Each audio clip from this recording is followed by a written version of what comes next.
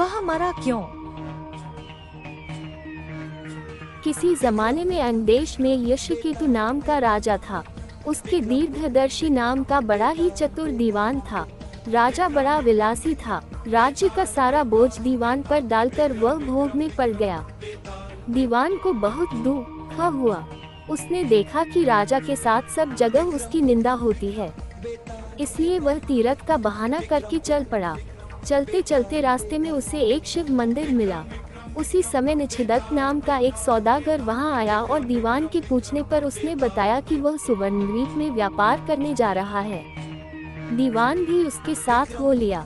दोनों जहाज पर चढ़कर सुवर्णद्वीप पहुंचे और वहां व्यापार करके धन कमाकर लौटे। रास्ते में समुद्र में एक दीवान को एक कल्पवृक्ष दिखाई दिया। उसकी मोटी मोटी शाखाओं पर रत्नों से जुड़ा एक पलंग बिछा था। उस पर एक रूपवती कन्या बैठी वीणा बजा रही थी। थोड़ी देर बाद वह गायब हो गई। पेड़ भी नहीं रहा। दीवान बड़ा चकित हुआ। दीवान ने अपने नगर में लौटकर सारा हाल कह सुनाया। इस बीच इतने दिनों तक राज्य को चलाकर राजा सुधर गया था और उसने विलासिता छोड़ दी थी। दीवान की कहानी सुनकर राजा उस सुंदरी को पाने के लिए बेचैन हो उठा और राज्य का सारा काम दीवान पर सौंपकर तपस्वी का भेष बनाकर वहीं पहुंचा। पहुंचने पर उसे वही कल्पवृक्ष और वीणा बजाती कन्या दिखाई दी। उसने राजा से पूछा, तुम कौन हो? राजा ने अपना परिचय दे दिया। कन्या बोली, मैं राजा मृगांकसेन की कन्या हूँ। मृगांकवती मेरा नाम है। मेरे पिता मुझे छोड़कर न जाने कहाँ चले गए। राजा ने उसके साथ विवाह कर लिया। कन्या ने ये शर्त रखी कि वह हर महीने के शुक्ल पक्ष और कृष्ण पक्ष की चतुर्दशी और अष्टमी को कहीं जाया करेगी और राजा उसे रोकेगा नहीं। राजा ने ये शर्त मान ली। इसके बाद कृष्ण पक्ष की चतुर्दशी आई तो राजा से पूछकर मृगांकवती वहां से चली।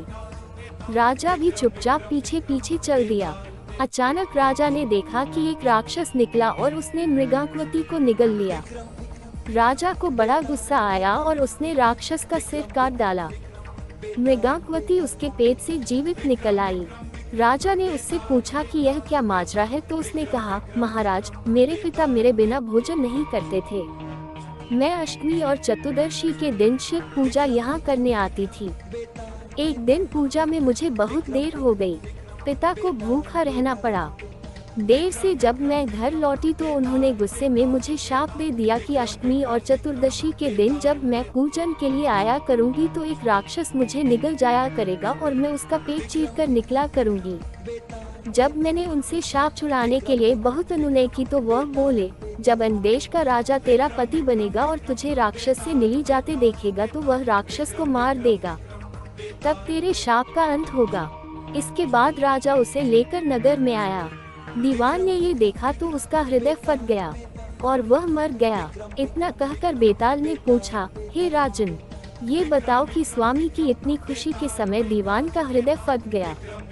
राजा ने कहा, इसलिए कि उसने सोचा कि राजा फिर स्त्री के चक्कर में पड़ गया और राज्य की दुर्दशा होगी। राजा का इतना कहना था कि बेताल फिर पेड़ पर जा लटका। राजा ने वहां जाकर फिर उसे साधा तो उसने एक और कहानी सुनाई।